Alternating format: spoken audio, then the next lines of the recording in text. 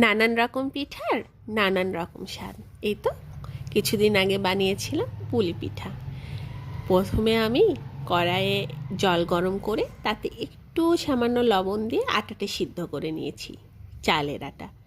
তারপরে কড়াইয়ের মধ্যে গুড় আর নারকেল দিয়ে একদম পুর বানিয়ে নিচ্ছি। অনেকে এটা চিনি দিয়েও করে, আবার এটার মধ্যে অনেকে দুধের খোয়া ক্ষীরও মিশায়।